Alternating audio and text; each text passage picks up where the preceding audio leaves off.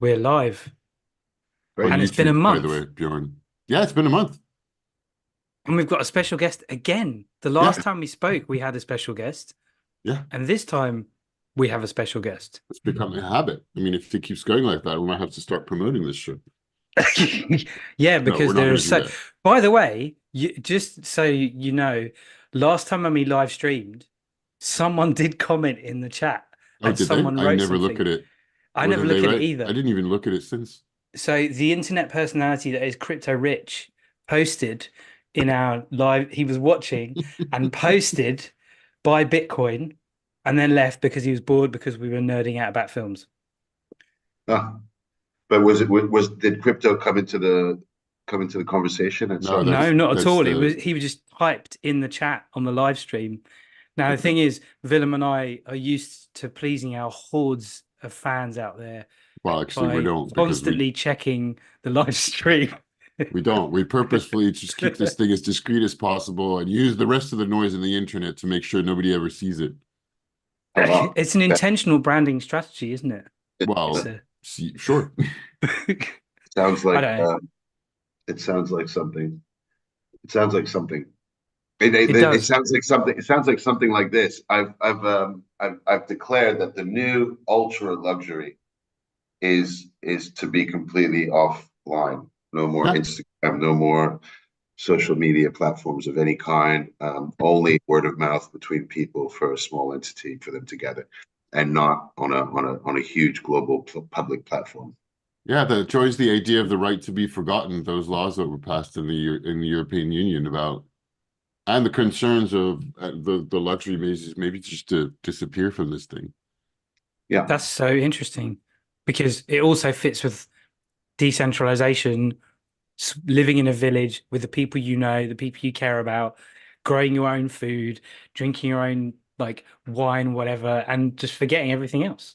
You've taken it to a whole other level, Yeah, but yes, that's so that's the extreme thing, which is like let's go off grid, let's go out into the sort of plains of Montana, maybe away from the coal mining site, and grow our own stuff and have and I get that. I think there was a movement, if I'm not mistaken, late '60s, right? Late '60s was let's get out of the cities of that student revolution from Barclay Mm. to Paris. there's a renewal of this kind of stuff. I mean, I know Let's there's go one in fix there's those more than one cities. in the Pyrenees that was set up not all that long ago as a new village, and we have friends in common who talk about this stuff. Yeah. We do. So that's Of okay. co-living, buying a big house, living all together. I don't know how much they want to live completely off the grid necessarily, but just slightly within their own little community, I guess. Yeah. I get that movement. I just think it's a little it's certainly not getting involved in and raising conversation about how to solve the concerns that are making you want to do that in the first place. Yeah, that's I true. It's I running know that away. recently, apparently, and I was talking about this last night with this Iranian engineer who's doing some pretty cool stuff with hydrogen, and I'll talk about that later. But he mentioned that the European Union has declared from the 1st of June a necessity for companies to or an obligation for companies to meet certain criteria of circular economy, uh, and they'll be judged and pointed on this a bit like ISO standards and stuff like that. So European Union standards for Wow. companies are setting up ground for the obligation of companies to meet certain criteria of circular economy. I don't know what those are exactly, but it's going to oblige them to rethink, recycle, renew, and reintroduce whatever gains back into the economy of that company, back to the people, back to the physical entities, whatever the factories are, etc. So I thought that was really interesting because it's only when governments actually start to impose these things that it starts to Yep. trigger larger groups of people to get The involved. So I incentives thought are that there and the incentives are right. People are going to do it. But if they're not, then it won't. it seems like it's the only way to safeguard from constant growth profiteering and a few benefiting from it and the masses not. And it seems like it's the only way at the moment to get to impose something so that people start to get it rather than not. There's always going to be a loophole. They'll find Yeah. some way. But Willem, There's some have you cynicism coming started back. reading Piketty? No, No, I picked up Debt. I'm in the history of Debt, which Oh, is okay. amazing. It's Is it really really? good. Yeah, it's really good. Really good. So, and the history, so I'm reading, and I stopped last summer as I was preparing for my university course. And I read a couple of novels. I read a couple of novels, and then I just picked up again a few days ago Debt, A 5,000-Year History by David Graeber, who also wrote Bullshit Jobs. And this is he said, well, nobody wrote a history about debt. So he started looking at what is the notion of debt. And now it was also just looking at the notion of coins, money, culture, war, slavery. I mean, there's tons of things in this book, and I'm not even halfway through. Wow. It's a really, really, really interesting read. Was that the last book you wrote before you died?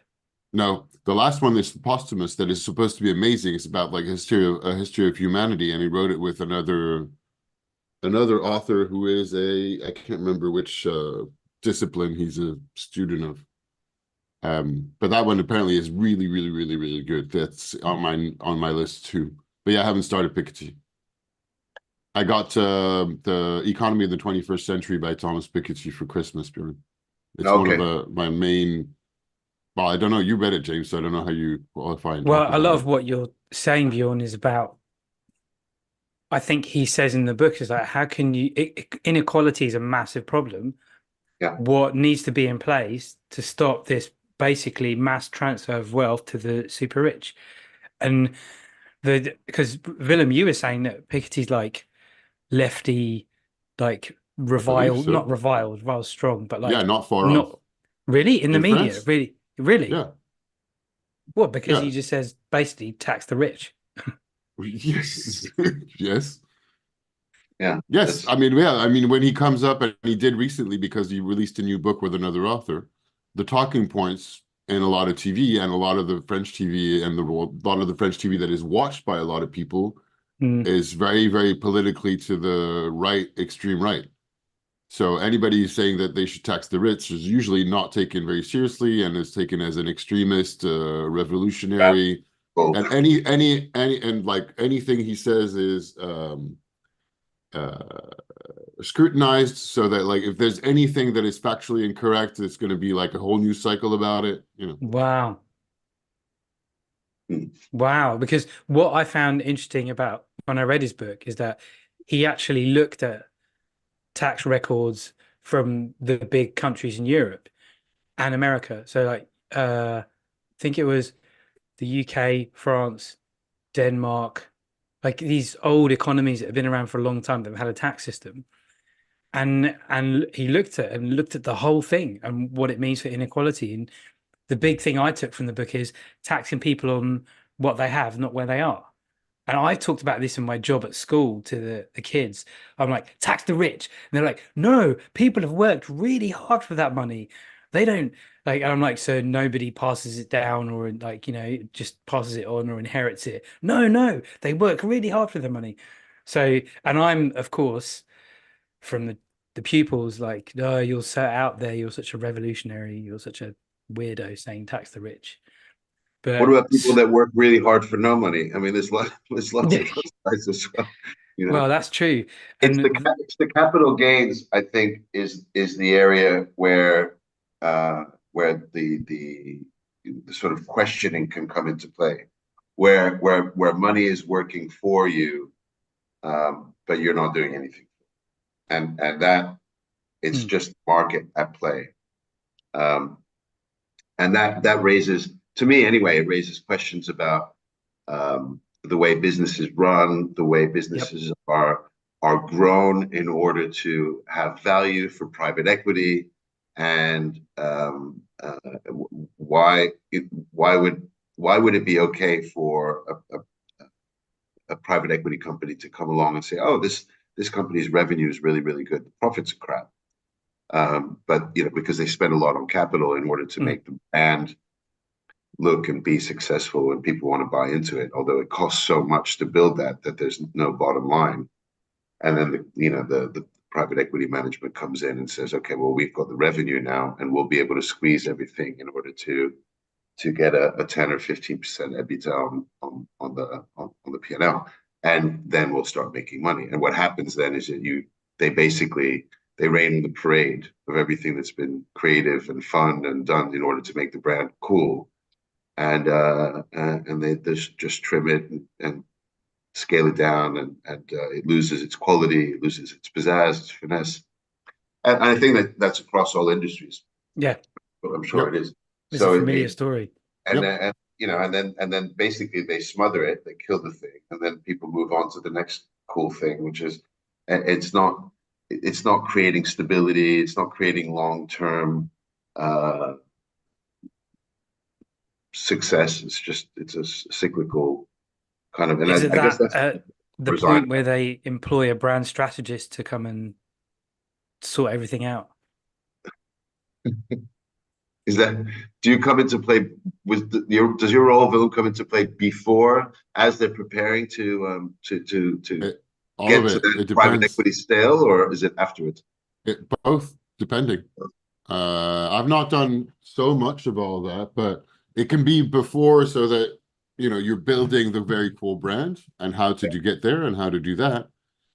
And if it's after, it's more of a question. I tend to work more on questions. Okay, well, this company bought that company. How do you communicate that? And how do we communicate going forward?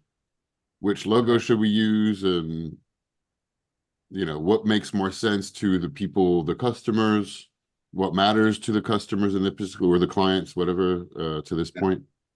Yeah. So it depends. And even then, I mean, I've been doing a lot more teaching and working on new business pitches for agencies these last couple of years. So I've not done a lot of that kind of project lately.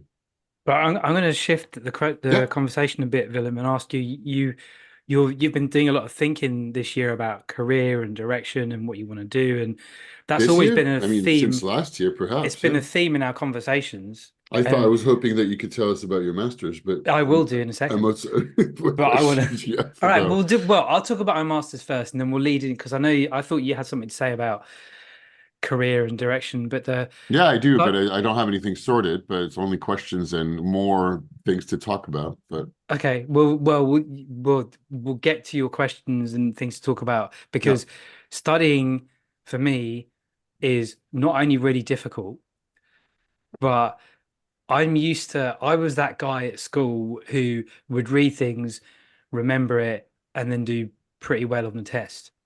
And I went to a grammar school in the UK where everybody was already really good. What I'm finding is that it's so difficult to even remember stuff. I really enjoy what I'm studying. It's a master's in business analytics, but I just want more time to do more of it. And then I'm also teaching full time as well. If I didn't have a job for money, I would just do the studying all day and love it. And I've had a week off school because we have half term in the UK.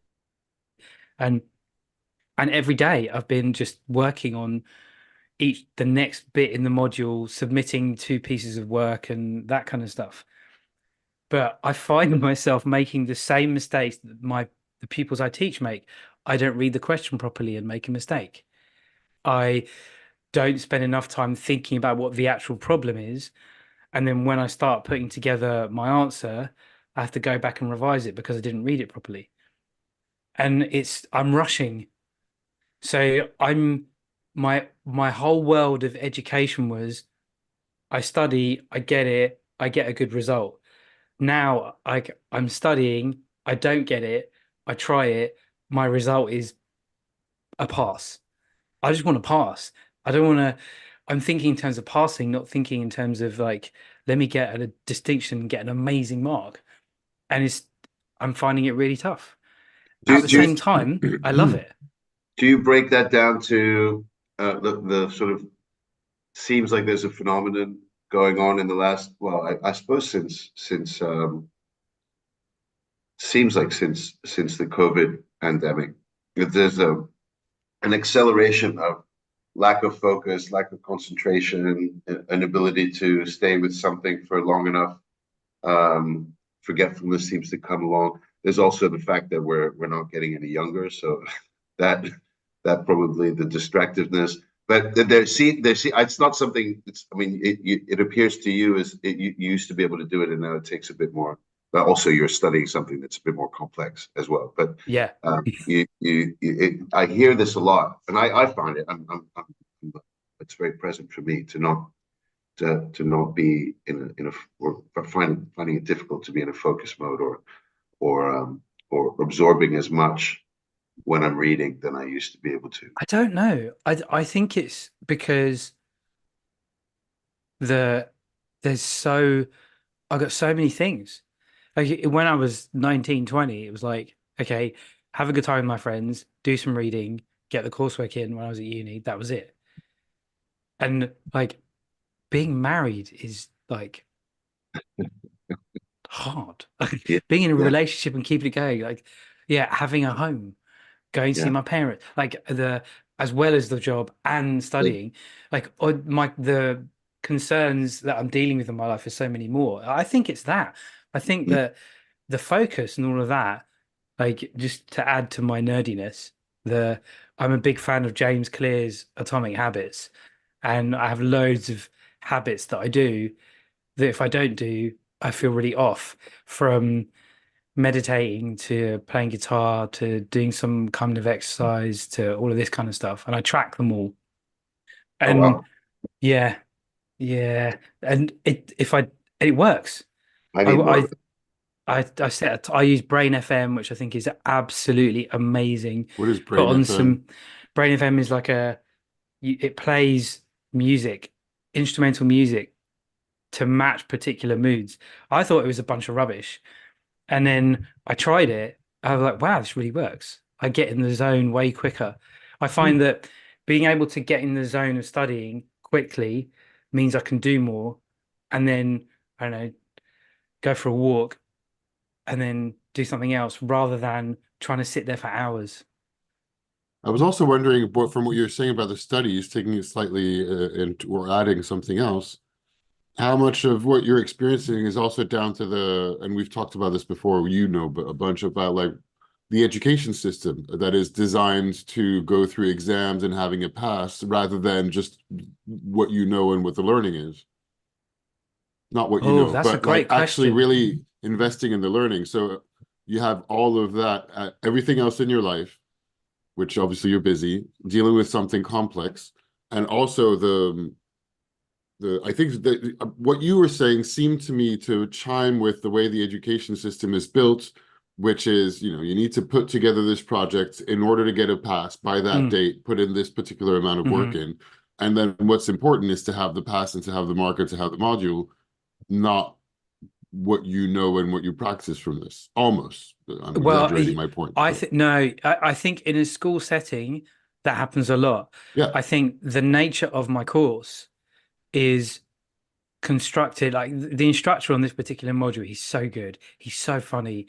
So what's the He module? What's the topic This of this module space? is called decision models, Okay. and I don't know what that is.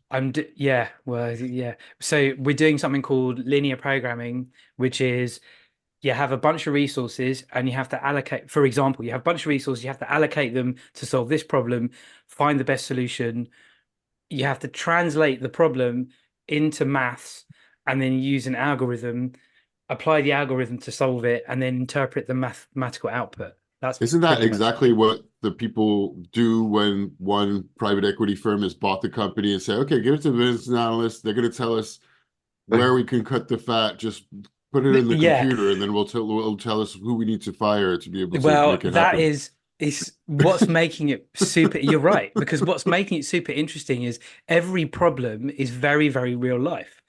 So the coursework I'm working on is could be at my school.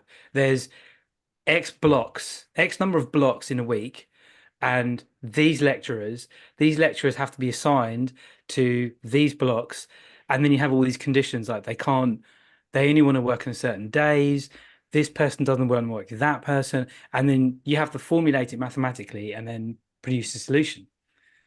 And it's because the problems are very, very real life. It doesn't feel like the learning isn't useful. Okay. But sometimes when I'm going through, I teach psychology at school, and I go through some theorist said this study, and you have to be able to answer an exam question like this to get this mark. That sucks the joy out of it. What's keeping me going is the fact that as I do this, I keep thinking of ways I can apply this in a school or in Mhm. my job. And that saves me from theoretical navel gazing that goes nowhere. It keeps it Navel, useful. like the term navel gazing. Yeah. Yeah. What does he say in Fight Club? Self-development is just masturbation. Oh, yes, that's I watched 10 minutes of Fight Club, and the first 10 minutes I could not stop laughing. It feels a little bit dated, but at the same time, is he can't sleep. His doctor says to him, "Oh yeah, you need to go. Uh, if you really want to," he wants to get some medication to help him sleep. He goes, "I'm suffering." The doctor says to him, "If you want to see pain, go to the testicular cancer support group." I could not stop laughing because so he goes in and sits there, and there's these guys talking about having testicular cancer, and then he goes home and sleeps like a baby. I want to reread the book and rewatch the film. I've not read the book. The book's really good. It's Yeah, really good. You'd probably read it in a day in or a two day. days. Really? I think so. It's very quick, sharp, in your face book. I think it's written very well. Okay. Have you read Guts? His No, short I don't know what story. that is. Is that another of Uh, his? it's What's his name? yeah, The author? I can't remember. Chuck Palahniuk or Oh something like yes, that. Chuck Palahniuk. Um, Guts is a short story. I've never. It's the only time I've read something and very nearly had a physical reaction, like a proper, like, oh my, what's going on here?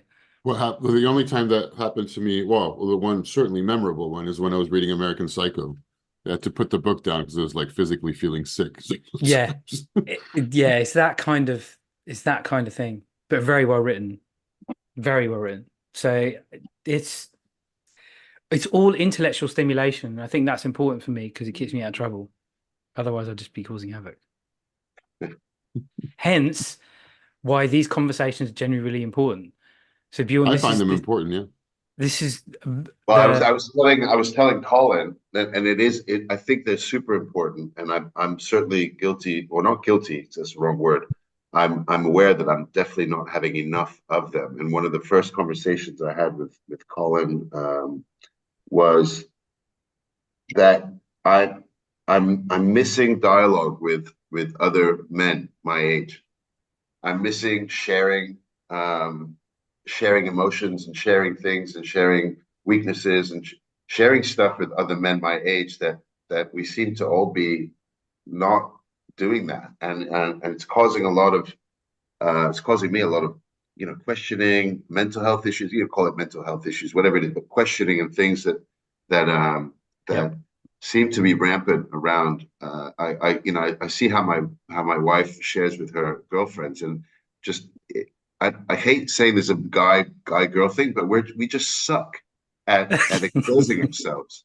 We really do. We're so shit. It's like, oh, no, God forbid there's something wrong, or that I'm not feeling well, or that I'm gonna, share some weakness of mine. I mean, men are just awful at it, and I Willem and feel I very aren't. Willem privileged. and I are amazing. Yeah, Yeah. I Pretty feel good. very privileged to have, to be able. I have siblings with whom I can do that. I have communication levels and lines where I'm able to do that, but not in the circle of men that I hang Hang. out with on a daily basis. Like we just talk shit basically, and it's not.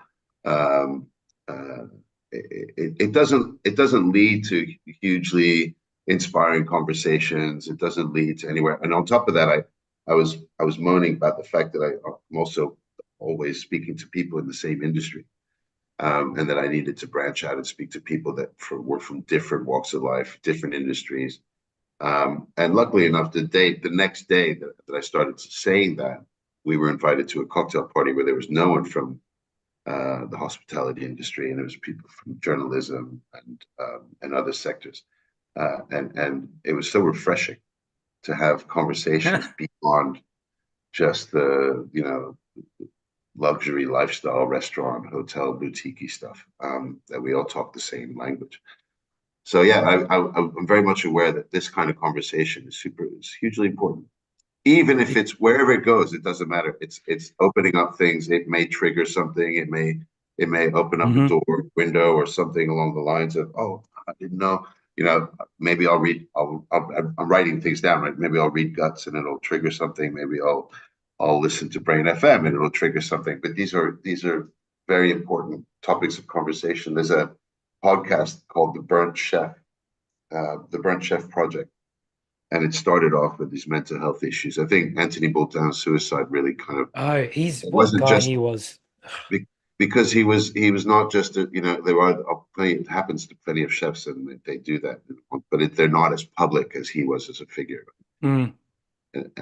Because of the television and so many people not from the industry that were following him and watching his shows and etc. So I think it triggered a huge opening into there's a problem out there, and it needs to be discussed. So the project started off like that, and now they do other things.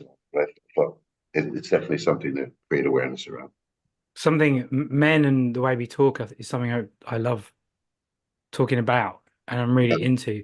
And the thing that I value about my conversations with Willem is that he's one of the only people, Willem, you're one of the only people in my life, and I've said this so many times, where I don't feel like I have to explain where this random thought came from. That's why teaching tangents was so much fun, because sometimes we'd have a plan about what we talk about and then talk about something else completely different.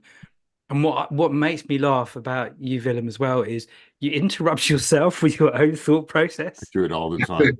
All the fucking time. I say 2 words, interrupt myself, and I'm like, no, what I'm about to say is stupid. Let me rephrase. All right, I'll say it anyway, but I already disagree with what I was about to say, and I haven't even finished my sentence. It's because there's so much going on in there, which is why writing a book would be really useful. Yeah, for all of us, probably. Well, so that's part of the whole. I guess it's a nice segue, James. Thank you. And also, I mean, I know it's very ironic, completely silly what I'm about to say, but because we're public on the internet and live streaming, but I'm counting on the fact that nobody's watching, and it's also far enough in the stream that few people would. And Katie's just left for yoga, so I just kind of feel a bit more free to talk about this stuff. But it's all stuff that I've talked about with her. It's not new, but anyhow, all that to say, yeah, so I'm in the midst of, as you know, thinking, and it's been for over a year now, thinking about what I want to do next. And I'm still accepting that what I'm doing right now is part-time teaching, part-time consulting.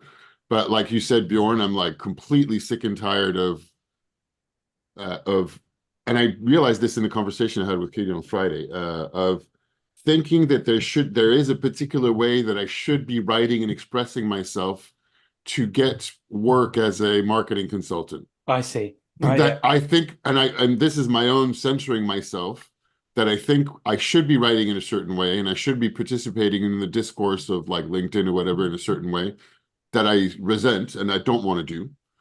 I also realized this week that actually looking at LinkedIn is not doing anything helpful for my mental health or encouragement for work. It's just stressing me out to read posts from other people who work in the industry. It's interesting, but it's that I'm comparing myself to them. Yeah, I'm thinking like I should be writing this, I should be doing this, and and if I look at the last several years, it's not really helping me get business all that much.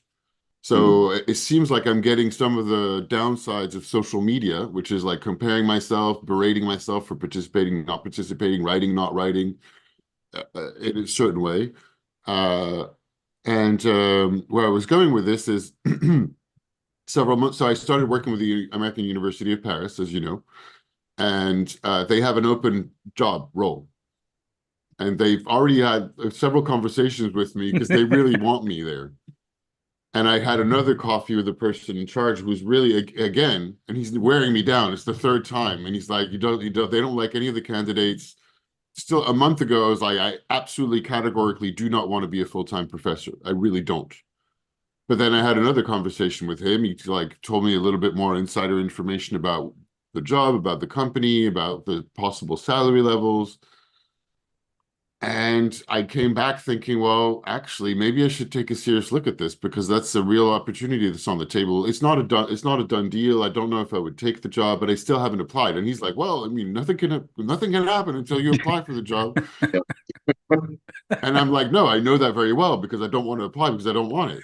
And so now Friday I came back going, well, actually, you know what? What keeps knocking on my door are opportunities for teaching and how much I'm struggling with the uncertainty of what's happening next, work-wise, salary-wise, and that I'm half working in a thing that I don't even want to do anymore. It's not that I don't want to do what I'm doing, is that I feel like, and that's what I realized in talking with Katie, is that I realized this thing that I was thinking I should be writing about the industry in a certain way, or that if I really say what I think, it's not going to work for my business because it's probably not going it's not going in the direction of common knowledge. And I have no idea. This is all pure speculation and a lot of excuses for not writing, by the way.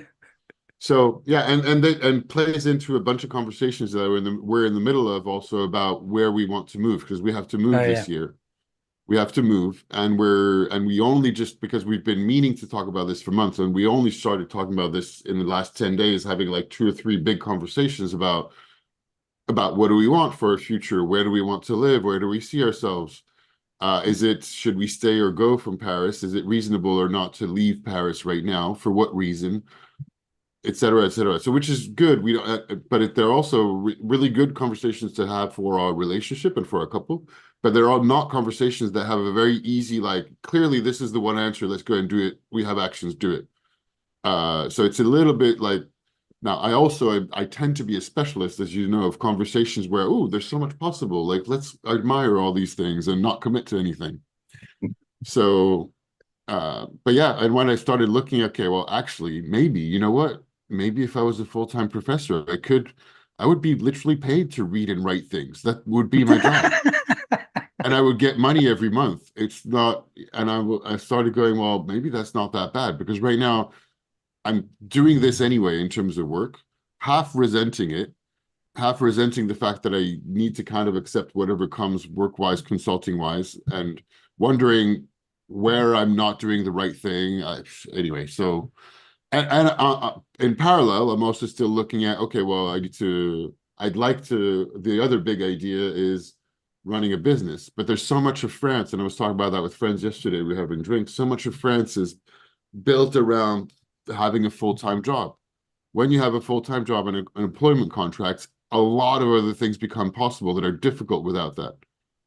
And other things become possible that are difficult without, which is simply just when you start getting regular income, which it's been 4.5 years that I've not had regular income and a lot of uncertainty over what's next. Yeah. And it's wearing me down too. I was international really man of stressed out mystery. last year about that. I was really like, it was difficult. I You had can several build months of, with a salary, you can build something, and then of course, when you're in a relationship, you're building something together. yeah. Now the one thing, of course, I immediately resent, and that's part of the reason I didn't want to be a professor. I didn't like the idea of being a professor, but now I'm like, well, I mean, why not? And I really do not like abiding by and working with the academic calendar. Plus, the American University of Paris calendar is not even the same as the rest of France's academic calendar. But that said, it would be, if I do imagine, so getting a role of enseignant-chercheur, so if I manage to wrangle that I'm doing research and writing at the same time, it means a complement of classes of 3 per semester. So it's basically 9 hours of teaching time a week. So it's not, I mean, Which translates into what, 20 hours a week of work because you got to prepare the class. No, I mean as much or as little as you want. It's full-time jobs, and plus then there would be a lot more admin stuff, a lot more And then the whatever politics, involved, and then the blah, blah, politics, yeah, blah. emails, and I'm like, oh my God, I'm so happy I don't have to deal with this stuff. But it would be also the other side. is getting involved in an organization and talking about what it is they need and how. And the person I met yesterday was like, all your stuff about play, you can make up anything. They could sell this, you could make a course around it, you could write books. That's would be your job. So Wow. now then there's the conversation immediately after on, well, Katie's in a different position. She wants to leave Paris. So I Oh kind of yeah. like, I'm happy to leave, and we both agree that we both agree on a certain date to want to leave Paris for quality of life reasons, access to nature, Mm. lower cost of living, and at the same time. So anyway, we have conversations back and forth, and we've changed our positions about leaving or going, staying or going several times, and we're not at the same time anyway. But there's a lot of pros and cons about both. I like Paris, but anyway, so where I was going with this is she's been living here for a long time, and she seems like, the way I'm interpreting it is, when I was living in London after 7 and a bit years, I was sick of it. I just like needed a change, and she's Mm. been here for 8.5, and she's kind of like, she wants a big change, and I understand it. It's the main place she's lived as an adult, and whereas I lived in a bunch of places and I came back here going like, I'm happy to settle. That's the reason why we're in this relationship. So that's where also we're navigating being in different places about life, career, and looking at like what's going to work for the both of us, kind of thing. It's the ultimate thing. Everyone makes out like they know what they're doing, but nobody does. No, Everyone's just making up as they go along. no, and Oh, and also, just as I said, like, all right, well, there's these opportunities coming up. None of the advertising agencies are calling me. I have never had I've said this before, but I'm still amazed.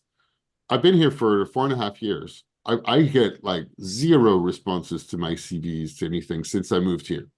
It's like, in many ways, to have moved to Paris was a life choice that I don't regret.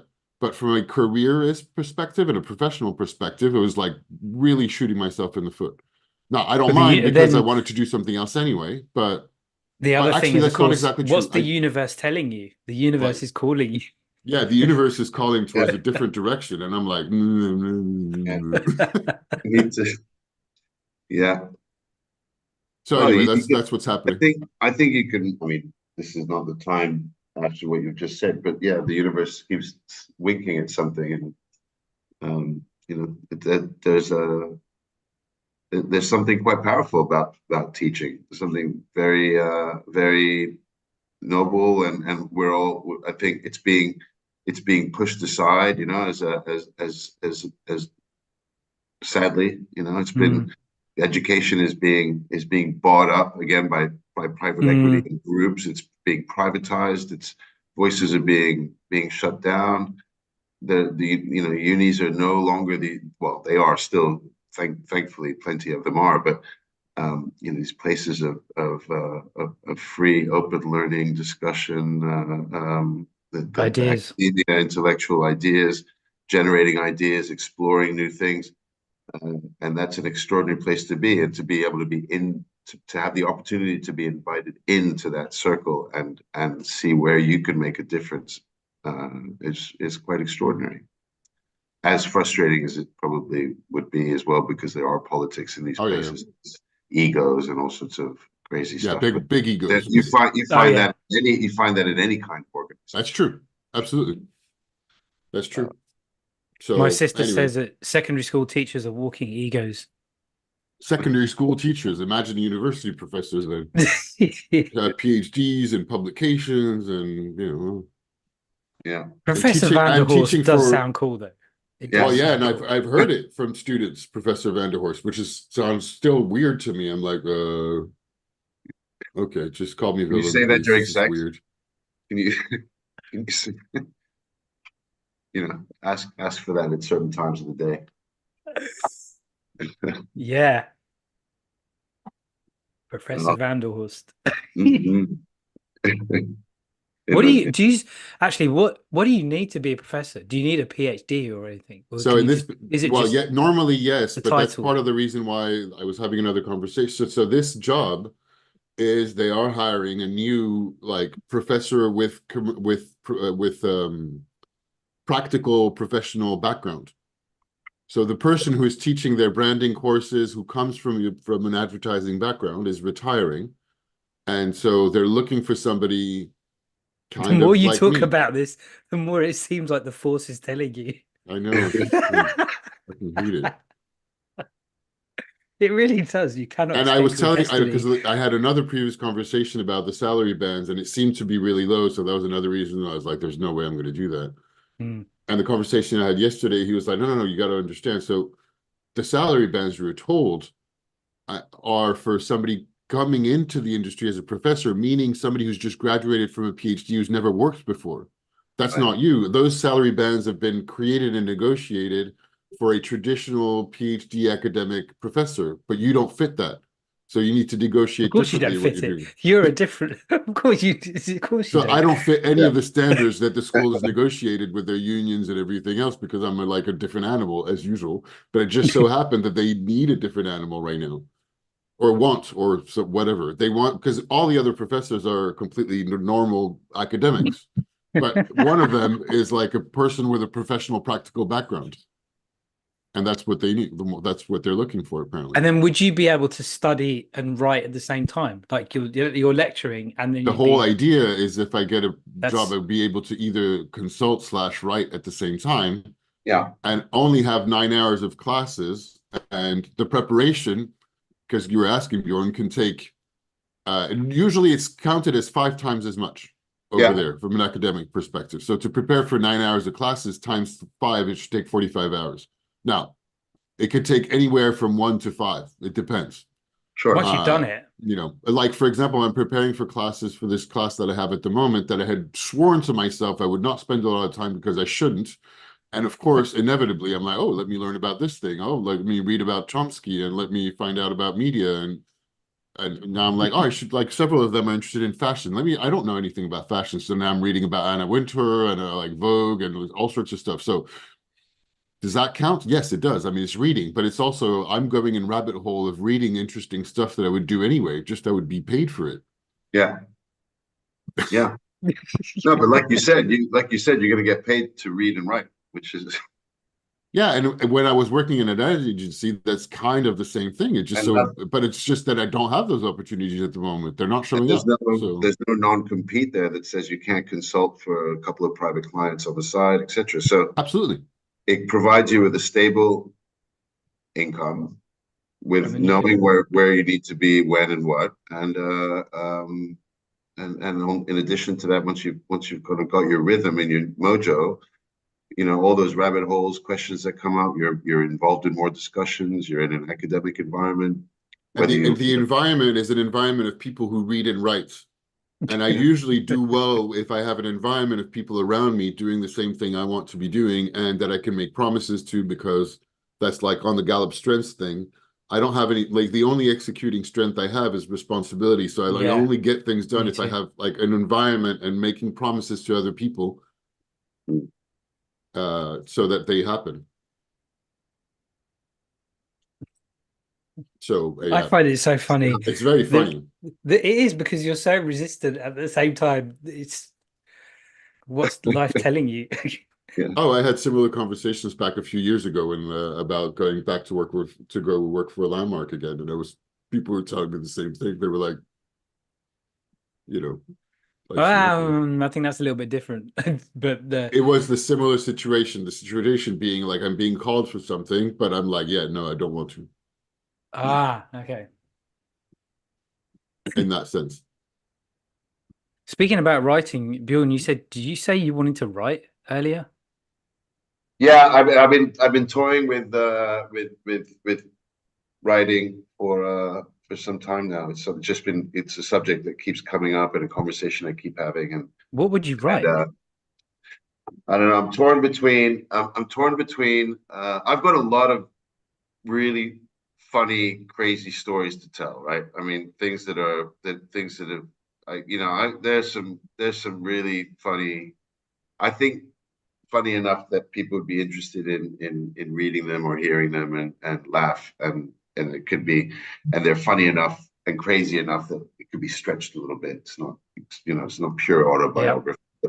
Um, so I'm toying between something along the lines of, like a sort of travel, like something an event that happens in a city, and there's something about there's a little piece of food in there, but there's like a crazy story that happens, and so you talk about the city, so you've got this sort of travel bit with the food bit, and that's a chapter, and that's the end of the chapter, and you move on to the next to the next city, and it could be Barcelona and New York, and the places I've been where crazy things have happened to me, either and often fueled by either some kind of chemical product or um, or a more legal one, or and interactions with people, stories that have come up, things like that. Between that and so that's one thing I think needs to be completed, because I need to tell those stories. They're just too funny. The other one is a book for kids, Oh, wow. like a children's book for like a children's cookbook. Oh, wow. With That sounds funny, cool. with like little bits of things that children find funny, a certain age between maybe 6 and 11, 12, where they're not old enough, but they like talking about farts and poo and pee and things that smell funny and all of that. And so you can introduce That doesn't stop. That's still going on. Yeah, it's still good. Of course it does. But you so how do you introduce these things? And there are lots of foods that are that have funky smells, and that things like just even asparagus is a great little number. So you have a recipe. It's easy to cook. Children can do it. It's not overly offensive, but why does it make your pee smell? And it does make your pee smell, but some people can't smell it. And so there's like 3 types of asparagus consumer, apparently. It's a genetic. You can eat the asparagus and it makes your pee smell and you smell it. You can eat asparagus and it doesn't make your pee smell. You don't smell it. And you can eat asparagus, it makes your pee smell, but you can't smell it. And that's something that people don't And then have. would that book be a way of like having young people connect with food and Yes. cooking and Yeah. health and self-sustaining, all that jazz? Exactly. It's an angle to which they no longer, at least here in Dubai, access to how food, where it comes from, what the process is, what the farming is like. That in this part of the world, and probably in lots of big cities, especially growing ones, newer cities, the kids don't have access. They have no clue. Chicken's this thing. It's in breadcrumbs and it goes in the fryer. It's not. It's not a real animal. We don't necessarily mind a bit more because we still cook more at home, but not as often as I would like. Justine doesn't do a lot of cooking, and if I'm at work, I'm not home, so I'll do some on the weekends. In which case, they have access to seeing, butchering a bird or something like that. But otherwise, so I think it's important to also open up those doors. And I'd be far from the only person doing it, but how do you find a fun educational way of doing it that's not Telling stories is the ultimate way of doing it. Yeah. That's all it is. And telling stories to kids. And of course, I do think, even though Willem and I say we're going to write and then we haven't, I made a promise ages ago that I finished a story that I've got a fully formed idea for, just haven't written it.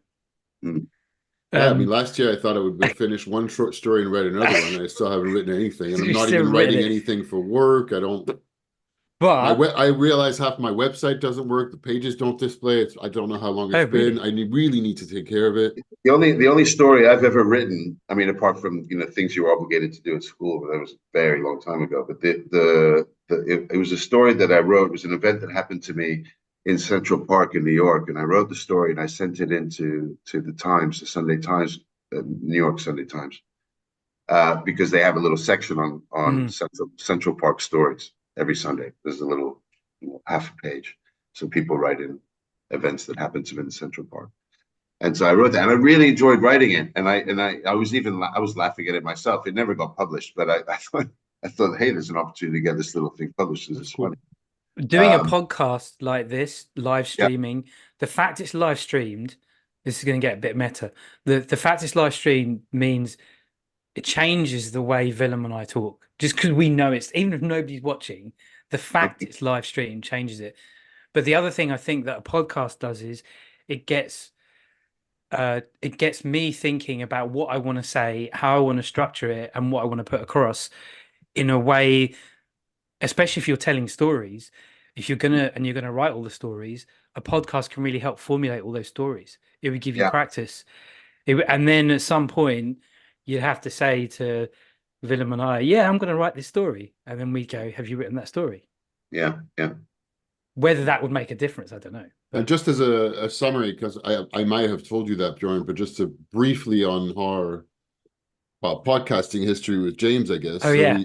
During the pandemic, James wanted to do some projects for his students and interesting stuff to do on remotely on video while lockdown. So he interviewed me, and then I guess we were reminded that we really enjoyed talking to one another, and we thought, oh, we should do something. And I was I was kind of restarting my podcast, but my podcast was in the backwater. I wanted to do something else, my previous one that I've not published in for a while. And so we came up with this idea we called Teaching Tangents, where we would collect questions from students and young people, and James would choose one and ask me the question at the beginning of the episode, and then I would answer, and we would discuss, like that would become the topic of the episode. So we went with that for a couple of seasons, but we realized that we were repeating ourselves. The questions from students were like kind of the same ones over and over again. So we felt like we had slightly exhausted that field, but also we're questioning and looked at, okay, well, wait a minute. What do we enjoy about this? What do we want to do next? Because we thought that we do have a good idea that should evolve a little bit if we want to keep doing it that way. But also, if we really want to do a podcast, admitting and looking at, like, what does it take to produce? What does it take to brand it? What does it take to promote it, to communicate it? For what purpose? Yeah. And after all that, we said, actually, we really like talking to one another. We like that being live gives it a certain quality, but we don't want to invest time in promoting and creating something right now anyway, like at the time when we talked about it a couple of years ago. So we came up with this, which is just like, we're now, because we used to be on audio podcasts, and I was doing things. We created a music for it. We talked about some editing, and now we're like, all right, screw all that stuff. We're not doing any of that. It doesn't matter. We're just like having conversations. They're live streamed on YouTube, and that's it. And it's kind of like we're dancing like nobody's watching. So we're pretending we have an audience, but we're not developing an audience. We're not sharing it. Occasionally, one or two of our friends may look at it and they may enjoy it. But you've had people come up to you and go, oh, how's that thing going? Yes, well, that's the friend I'm mentioning. The friend I was like, oh, really? You watched that? He's like, yeah, because I'm also a teacher, and I know it's like I'm subscribed. So sometimes if I'm not doing anything on Sunday, I'll watch it. I'm like, I didn't even realize, but so it does happen. And most of the videos have got between 0 and 10 views. So it's really not big whatsoever. But it's also like, I'm aware, because I've done another podcast before, of how much time and energy it can take to build it up. So so for now, we decided that this is what we enjoy. And the name is perfect, Creative Sessions. I may change my mind or be open, like Bjorn, we can talk about doing something together. But it's also, anyway, that was just to share quickly, like what's been our experience so far. You summarized it really well. Yeah, and we really like talking live. We like sharing a lot of stuff, and those stimulating conversations that you were mentioning, Bjorn. It really, really keeps me up to, like, I don't do everything I want to say, but I know that it makes a difference to my mood, inspiration to talk with James regularly and to talk about what I'm going to be doing next or what I'm doing. And I really look forward to these conversations. And I do notice that when we don't have them for several weeks in a row, I don't know, it has an impact somehow. I'm not sure how exactly, but it does. And I consider James to be a lot better than I am in terms of structure, productivity, holding certain things. and we also enjoy those conversations because we're very, very different in that. Like I've been for years in a completely free, no schedule, doing whatever comes, whereas Yeah. James for many, many years has been a teacher, has been very structured. In the He has same his school. house, he has the same school, the same schedule all the time, and I'm completely the opposite. So I benefit from like going, oh, maybe having a bit more structure would be an interesting idea.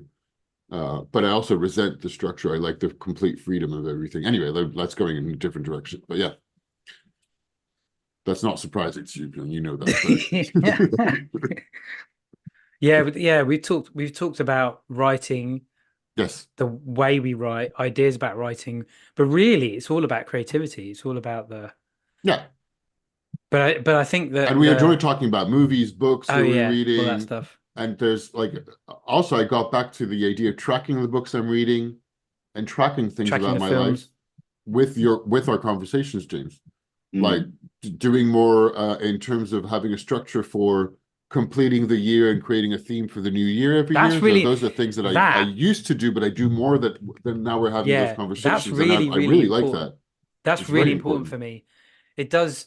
I mean, we started off saying earlier on about like passing of time, but I find things like that so important for me, like rounding something off and starting something new.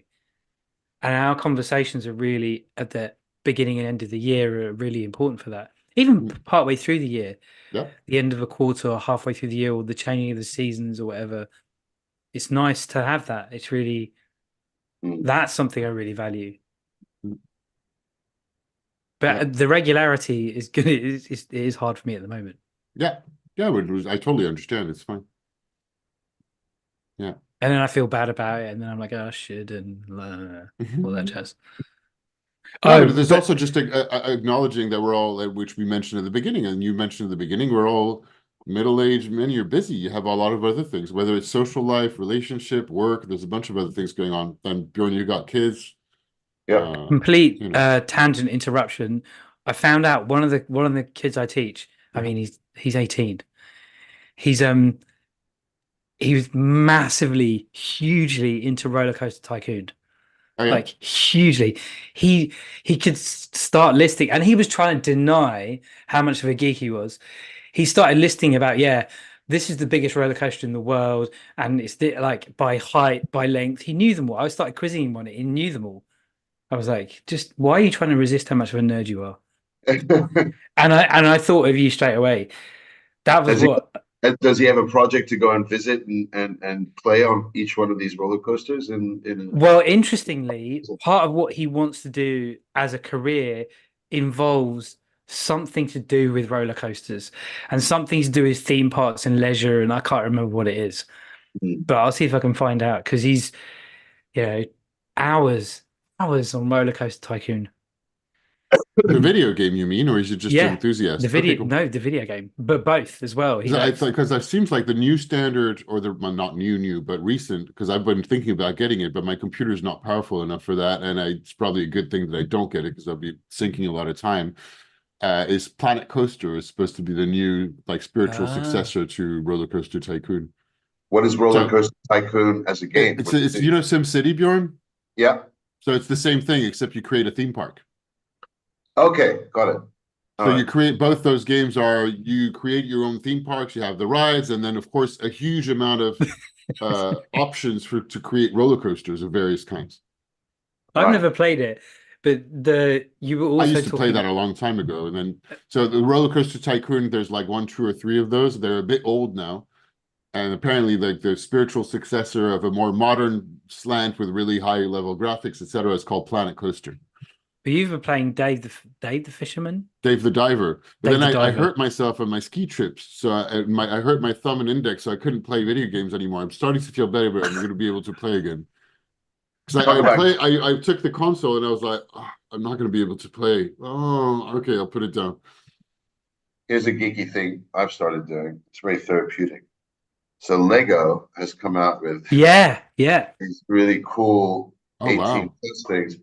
This is a bonsai, and then you can have it this pink, nice, so you can have it like a cherry blossom if you want. If you want nice. to pick it up, and it just sits on it'll sit on its desk. Oh, you got one too. This isn't mine, it's Davina's. Davina's. Awesome. Oh, and yellow flowers. I didn't see the yellow one. I saw the pink flowers. Yeah, Did you see that? And I don't understand this because I had somebody from Lego come and talk to my PR class. And the big announcement from a couple of weeks ago, did we talk about that, James? No, we didn't. Because no. the big announcement from a few weeks ago is that the new Lego movie is a biopic of Pharrell Williams' life. Huh?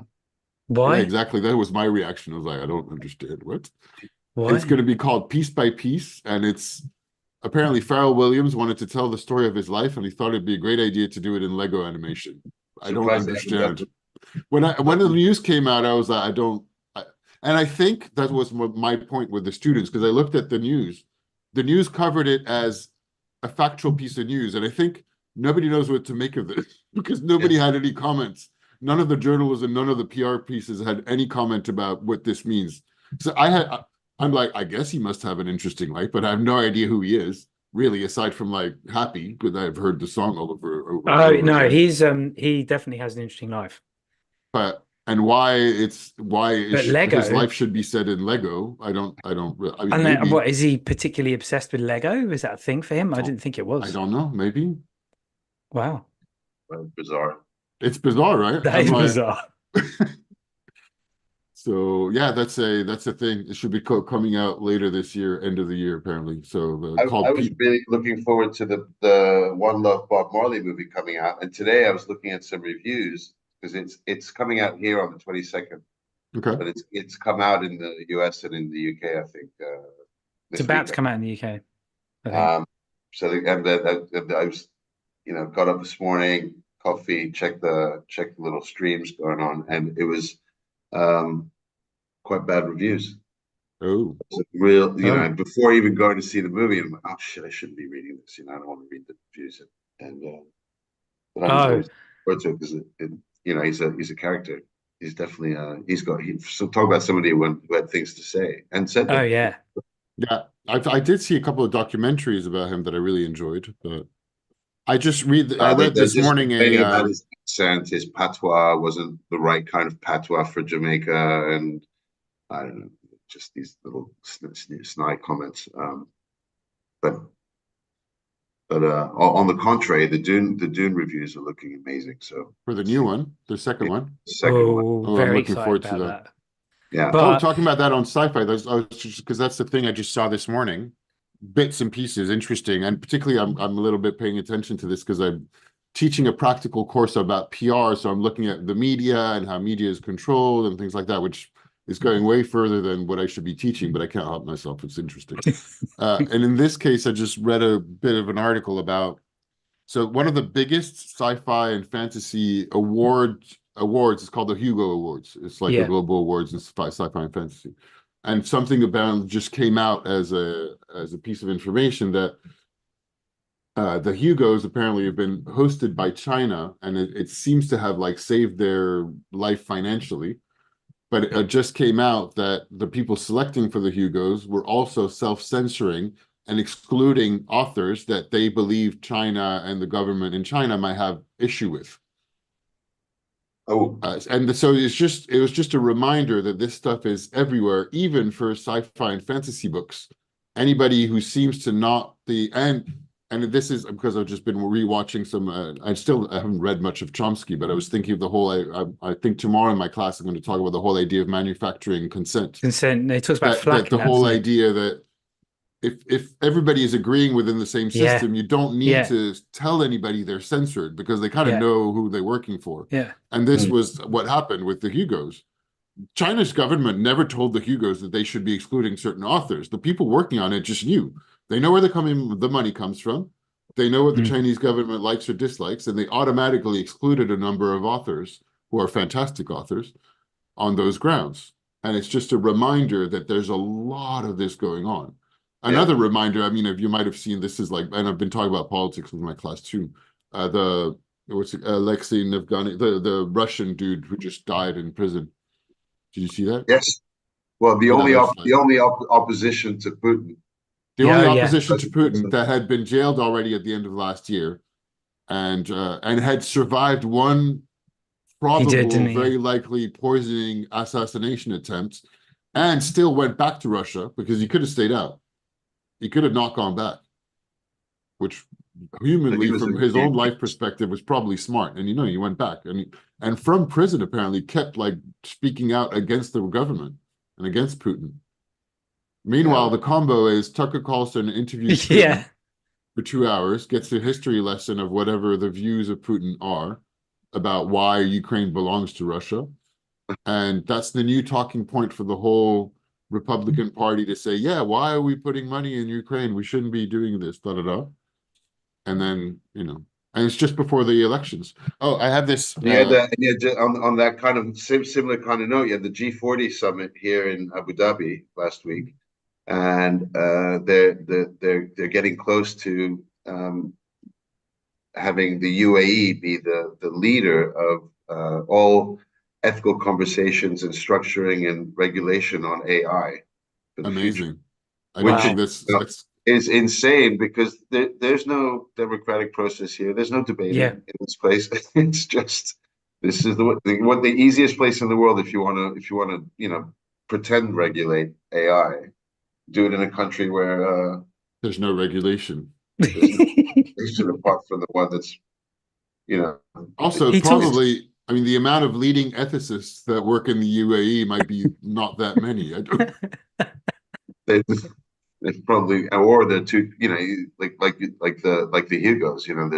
They know where the boundaries are. I was speaking to this journalist who's a Palestinian Canadian guy. Works. He's based here now, but he was a long-standing special envoy Middle East for the Times and the Sunday Times of London, and really interesting guy. But he's very, very aware of what he can say, not say, right from here. From here. And it's not because it's dangerous. It's just that it won't go anywhere. Yeah, being ignored is worse. The worst thing. It's like nothing. No. It don't even exist. Well, I mean, I don't know about worse. There's people that die for this. By what, in terms of information, I mean, like not being talked about. It's just not even a thing. It's a blind spot. No one even considers it. Because I think he mentions that in Manufacturing Consent. I never finished it. But he talks about how part of the whole process, right? Chomsky, part of the whole process is you deliberately have some people who disagree, but they don't really disagree, to make it look like there's disagreement and debate happening when really there isn't. Yeah. It's so subtle and so interesting and so scary. Which is why you also have to see American Fiction.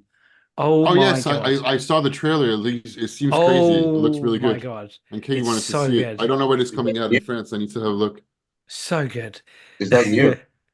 It's a new movie. So James, I don't know new. if you want to briefly tell us. It seems really silly, but it seems also kind of depressing, perhaps. I don't know. I thought it was very funny.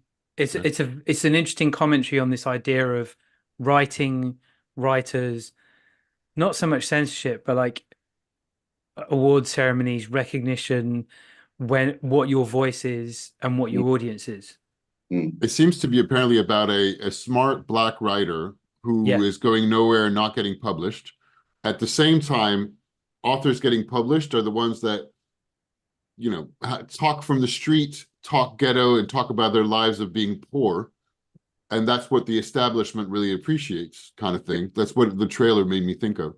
And so the guy's so fed up that he writes a completely ridiculous story and of course gets published and becomes super famous and has to pretend being this like uneducated Black guy coming out of jail with these crazy stories.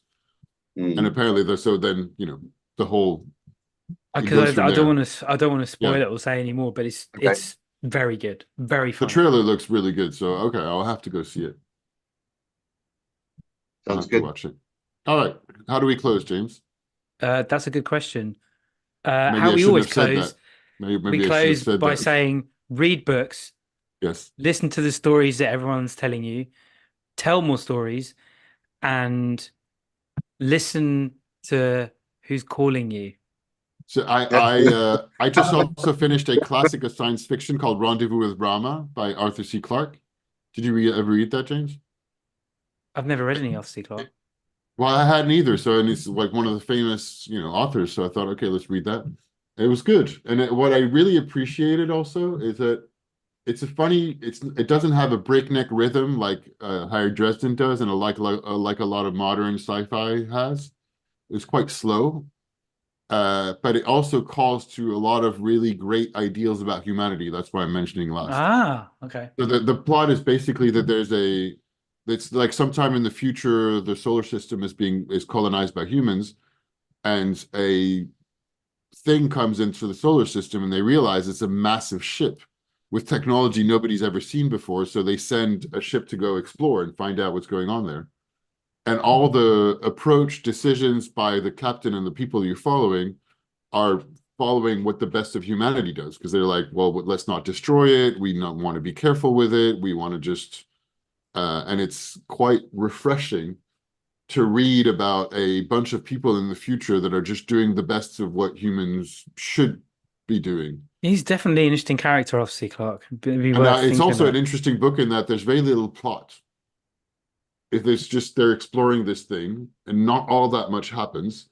The end is also makes it kind of not great, but it was a very pleasurable and interesting read of he's kind of imagining what a completely different technology way beyond ours might look like, and what it might look like if we Mm, explored it with a lot of respect and care, which is kind of interesting. that is. I'm in Dresden Files 10. Awesome. That is so good. Are you reading anything, Björn? No, I'm not reading anything at the moment. I just I wanted to share one. I mean, maybe you've seen it or not. I first of all, thank you for having me on the show, and it's been Mm, really enlightening, and it's been great speaking to you guys. So thanks so much. You're Um, welcome.